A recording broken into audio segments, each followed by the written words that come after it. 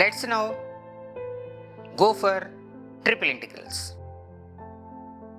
What do you mean by triple integral? As the name itself indicates, when you have got a function of three variables, say x, y, z, and we want to perform with respect to all the variables, then we get what is known as a triple integral. What is the general form of a triple integral in Cartesian coordinates? Triple integral, that means three integral signs we write, and then over v, f of x, y, z, dx, dy, dz. What is v here? V is a region of space, or it is a volume. So whenever you got a volume, a finite region of space over which a function f of x, y, z is defined, then this is the general form of a triple integral. Next question. Can we utilize it for other purposes? Yes. One use is we can get the volume of a portion of a space. If V is a finite region of a space, then triple integral over V dx dy dz gives the volume of the region. Similarly, we can also get mass of a solid occupying a finite region of a space by the integral triple integral over V rho dx dy dz. What is rho here? Rho is the density or mass per unit area of the matter occupying the region. So that is how we can define volume of a portion of a space or mass of a solid occupying a region or of the space.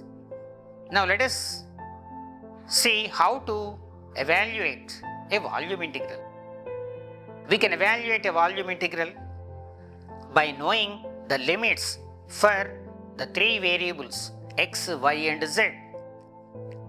How to get the limits for the variables? So when we understand how a region of a space is represented in terms of x, y, z, then we can have the limits for the variables. We can as well imagine that a region of a space lies between one surface at the bottom and another surface at the top. Let the surface at the bottom be represented by z is equal to f1 a function of xy, and the one at the top by z is equal to f2 a function of xy. So these two expressions give the limits for the variable z. Then how are the limits for the other variables identified? Let us now try to imagine the largest possible cross section of the region by the xy plane or by a plane parallel to it. The region of space we are considering, let us imagine it's a cross section with the xy plane or with a plane parallel to it. When we consider the cross section with the xy plane, we substitute z is equal to 0 in the equation describing the surface, so that we will be able to get an equation for the cross section. Suppose we are considering cross section by a plane parallel to the xy plane, then you substitute a constant value or an appropriate constant value for z in the equation describing the surface, so that you get an equation for the cross section. Then from it you will have the limits for the other two variables. Let that region be represented by, or the largest possible cross section, whatever we are getting, let it be represented by g1 a function of x less than or equal to y less than or equal to g2 a function of x, and a less than or equal to x less than or equal to b.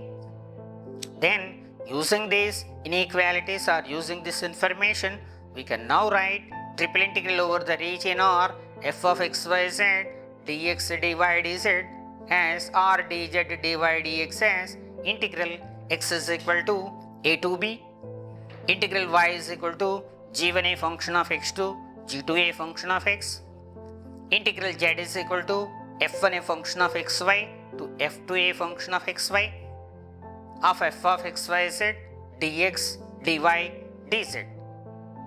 Keeping this information in mind, now we can work out problems on evaluation of integrals and also on determining volume of a solid or mass of a solid occupying a region of space.